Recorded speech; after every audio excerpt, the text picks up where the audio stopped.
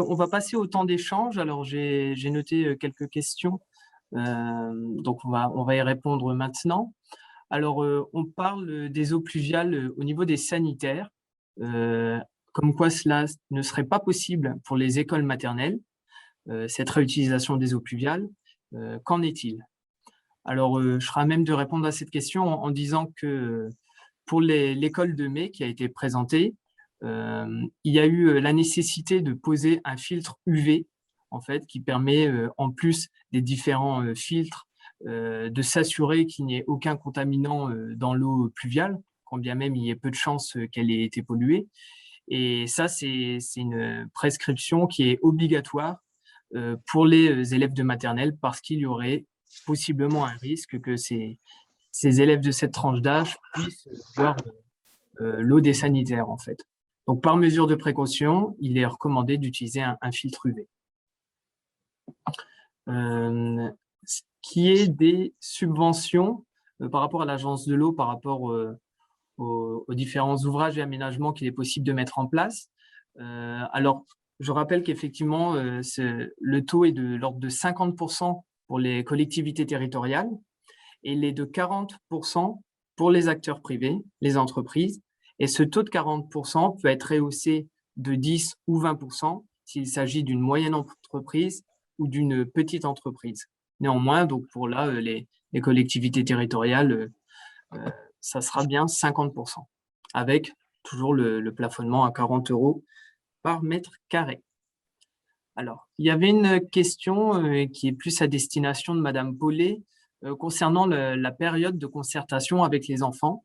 C'est-à-dire que, par exemple, suite à cette conférence, si des élus ou des chefs d'établissement scolaire souhaitent mettre en place ce type de programme à la rentrée prochaine, par exemple, combien de temps ça prendrait? Est-ce que c'est d'ailleurs possible de démarrer ce type de projet en septembre? Alors, au niveau de la durée, on est quand même globalement, pour que ça soit plus confortable pour tout le monde, sur un temps de concertation entre 2 et 3 mois. Voilà, et à raison environ, donc nous, on est autour de 6 à 7 séances, avec les enfants et avec adultes compris, même si on fait évoluer notre méthodologie à chaque fin de concertation pour qu'elle soit au plus près des réalités de terrain. Donc, on apprend nous aussi à chaque concertation et on essaye d'ajuster au mieux. Donc voilà, du coup, on essaie vraiment de le développer autour de 2-3 mois, sachant que bien sûr, forcément, il y a les vacances scolaires aussi à prendre en compte. Donc, ça, c'est ce qui fait que ça s'élargit parfois jusqu'à 3 mois. Après, sur le principe, nous, de toute façon, dans l'association, on souhaite continuer les concertations dans les cours d'école. Ça, voilà, nous, c'est des projets qui sont très importants pour nous. Après, là, pour 2021-2022, nous, on est engagé plus avec la ville de Lyon. Donc là, on travaille déjà sur 2 cours d'école au sein de la ville de Lyon. Et à la rentrée, on va travailler donc, dès septembre avec la ville de Caluire et probablement à partir de janvier, à nouveau sur d'autres écoles qui ont été ciblées. Il y a un gros travail là au niveau de la ville de Lyon. Donc voilà, du coup, ce sera plutôt pour dans 2 ans. Et il faut savoir que nous, on est quand même une petite association parce qu'on est 3 chargés de mission. Donc, c'est aussi pour ça qu'on ne peut pas faire 15 copros dans une année. Voilà, on est limité et on privilégie le qualitatif plus que le quantitatif. Donc, voilà. D'accord, merci beaucoup. Si vous avez d'autres questions, il est jamais trop tard pour les poser, donc je vous invite à le faire dès à présent dans le chat. Alors ensuite, parmi les autres questions, voilà, il est posé la question des coûts liés à ce type de participation par rapport à l'échelle d'un projet général, enfin dans sa globalité, que ce soit par rapport aux études, aux travaux, etc. Quel est l'ordre de grandeur pour recourir à un prestataire qui effectuerait donc cette prestation sur a priori 3 mois?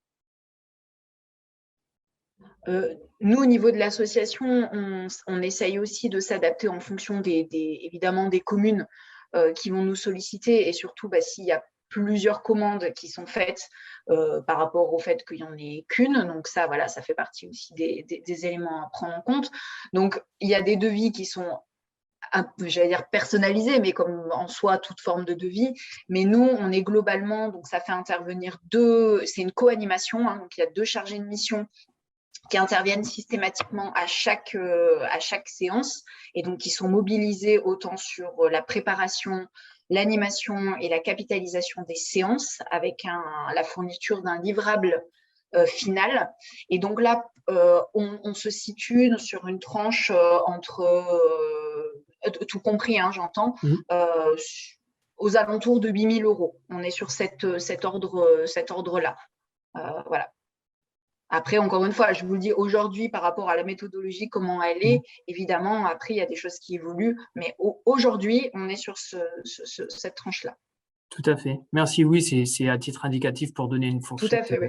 aux participants. J'ai également une question qui se rapporte à l'éducation nationale, à savoir est-ce qu'il y a est-ce qu'il y a des freins de la part des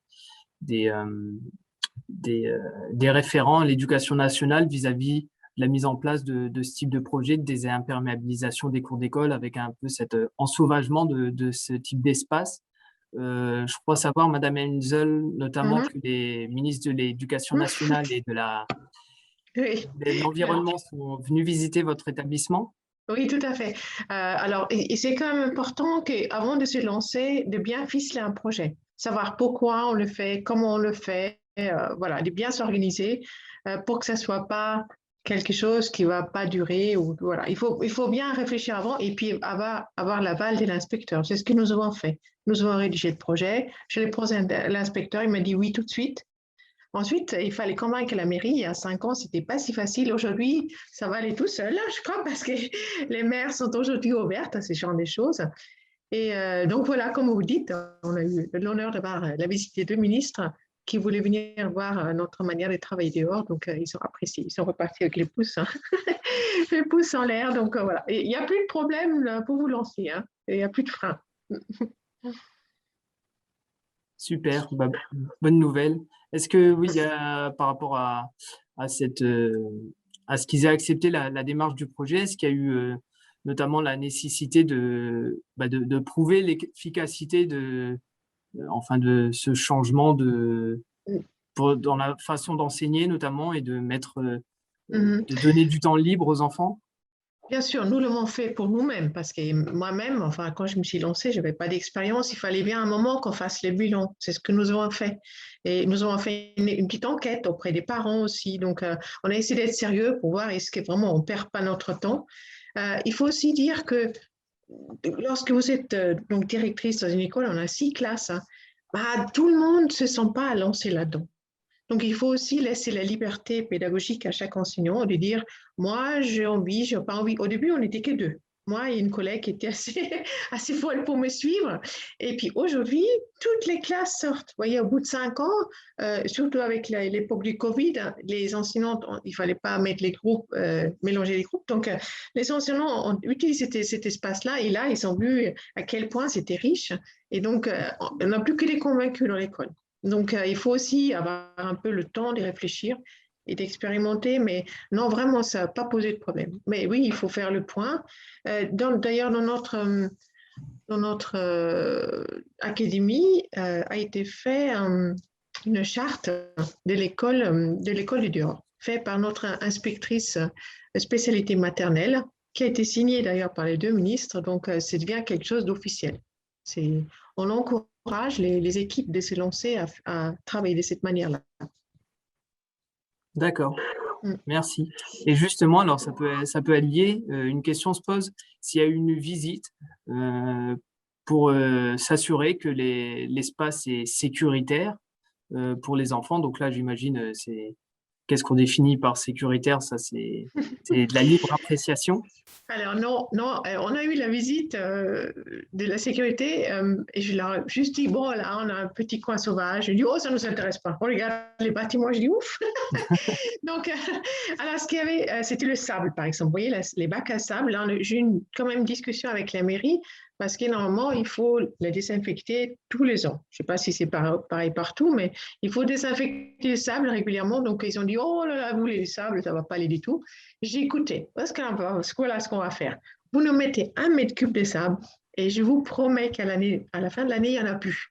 Et c'est ce qui se passe. Hein. Ils nous mettent un tas de sable et puis au bout de 3 mois, il n'y a plus parce que les enfants, ils piétinent. Ils le mettent à gauche, à droite, ils mélangent tout. Donc à la fin, il n'y a plus de sable, donc plus besoin de nettoyer. L'affaire est réglée.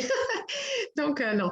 Heureusement, non, on ne m'a pas empêché de travailler dehors. Il y a eu j'ai échappé à la visite. Je crois que j'ai accepté. Voilà, peut-être Joël lui sait plus. Oui, oui, moi je pense quand même que c'est un moment important parce que ces visites sont obligatoires. Alors je ne sais pas exactement la fréquence, mais elles sont D'accord, je crois.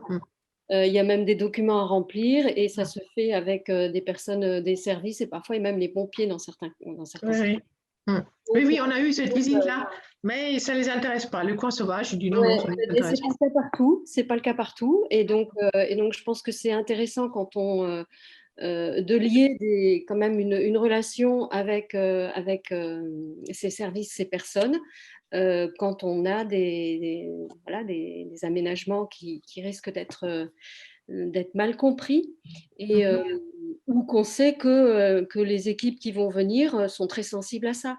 Donc moi, je pense que c'est vraiment très, très intéressant d'argumenter en amont d'une visite plutôt que de se retrouver pendant la visite complètement à la merci voilà, de personnes qui ne comprennent pas ce qu'on veut faire et qui ont aussi leur propre peur et leur propre... Et pas que ça, qui ont aussi un poids par rapport à leurs responsabilités. On sait très bien qu'en France, il faut trouver des boucs émissaires pour tout, alors que voilà, on ouvre les parapluies pour tout. La sécurité, c'est quand même quelque chose qui est un petit peu délicat en France. Et donc, je pense que travailler en amont, c'est vraiment une très, très bonne solution. Communiquer sur ce qu'on fait, sur ce que ça apporte, et penser aux questions qui risquent de venir avant. Parce qu'effectivement, le sable, alors voilà, déjà, moi je ne parle plus jamais de bac à sable, c'est des espaces de manipulation. Il faut que ça soit des projets pédagogiques argumentés. Je pense que c'est vraiment important. Justement, vous parlez de communication et ça permet de rebondir sur une question que M. Vasselet pourrait répondre, à savoir justement, est-ce que ce projet E3D, M. Vasselet, vous le portez auprès d'autres directeurs et directrices d'établissements scolaires lorsqu'il y a des rencontres, notamment faites par l'académie? Alors, en théorie, oui, parce que c'est ce qui devait se passer du coup au printemps dernier, et puis au printemps 2020. Et puis, du coup, ben, voilà, c'est ce moment-là qui n'a pas pu avoir lieu à cause de la crise sanitaire, mais qui doit avoir lieu justement où on se rencontre entre directeurs et directrices de ces écoles labellisées. Mais en même temps aussi, du coup, là, on est plutôt dans l'entre-soi, c'est-à-dire que des gens convaincus alors l'échange d'expérience est très intéressant, mais c'est vrai que il serait utile aussi justement qu'on puisse rencontrer, et là justement, je vois qu'il y en a 2-3 qui sont intéressés, donc c'est bien, rencontrer des enseignants, des enseignantes et des directeurs, directrices qui n'osent pas encore franchir le pas, et voilà, je pense que là, ça serait bien qu'il y ait des espaces, et à ma connaissance, à part dans des formations, mais qui sont assez réduites dans l'éducation nationale, voilà, c'est un manque. D'accord. Alors, j'ai pas d'autres questions là que j'ai soulevées, que ce soit dans la discussion ou dans les questions et réponses. Est-ce qu'un des intervenants souhaite faire un complément par rapport à ce qui a été évoqué ou réinsister sur un point en particulier? Oui, moi je crois que j'aimerais bien insister sur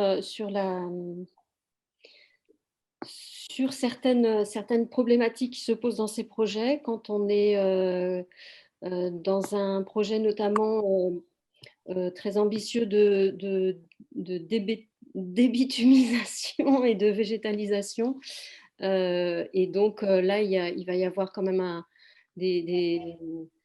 au niveau financier des investissements plus importants. Et donc, je pense que c'est important de voir comment comment intégrer toute la dynamique participative de concertation auprès des enfants et des personnels éducatifs et tous les process de décision politique, de recherche de financement, des process administratifs pour lancer les appels d'offres, parce qu'à un moment, il y en a. Et tout ça, ça s'accompagne et ça se travaille ensemble. Donc, la dynamique participative, pour moi, elle s'élargit à tout ce qu'on peut travailler entre les techniciens des services qui vont concevoir à partir de cahiers des charges, mais comment on intègre tout ça, comment on avance sur des calendriers différents. Donc ça, c'est quand même un cadre de concertation et de travail, de partenariat qui n'est pas négligeable, donc qui doit être pris en compte aussi. D'accord. Merci de réinsister sur ce point. Une autre question par rapport au financement de l'Agence de l'eau. Alors là, les taux que je vous ai énoncés préalablement sont ceux du 11e programme de l'Agence de l'eau. Donc là, le programme est toujours en cours et il sera encore l'année prochaine. Toutefois, il y a eu à un moment donné un appel à projet qui s'appelle l'appel à projet Rebond et qui permettait d'avoir des taux de subvention plus avantageux, de l'ordre de 70%. Néanmoins, au cours de cette année-ci, il m'a été informé que l'argent, en fait, les fonds alloués à cet appel à projet ne sont plus suffisants pour pouvoir investir dans de nouveaux projets. Néanmoins, l'Agence de l'eau est en réflexion pour pouvoir reconduire de nouveau prochainement cet appel à projet.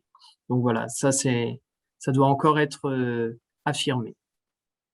Concernant les personnes qui ont été invitées à cette webconférence, donc il y a bien sûr les chefs d'établissement scolaire, les élus. Alors élus, il s'agit des maires et également des adjoints aux affaires scolaires, et puis divers partenaires. Et puis, pour répondre à la question, également, cette webconférence pourra être revisualisée sur notre site internet, le site internet du CISEG, prochainement. Donc voilà, les présentations de l'ensemble des intervenants ne sera pas transmises en soi, mais la visioconférence pourra être de nouveau visualisable. Donc, je vous en informerai par email pour vous donner notamment le lien d'accès. Également seront présents sur notre site internet les différents contacts des intervenants pour que vous puissiez directement intervenir avec eux au besoin et s'ils ont du temps disponible, évidemment. Voilà, je n'ai pas noté d'autres questions.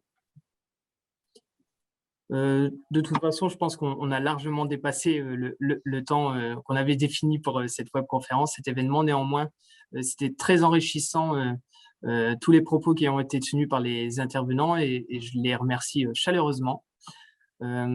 Donc voilà, pour donner suite, comme je viens de le dire, je vous enverrai par email à toutes et à tous le lien d'accès pour la visioconférence. Et puis voilà, le CISEG reste à votre disposition également pour vous accompagner dans vos projets.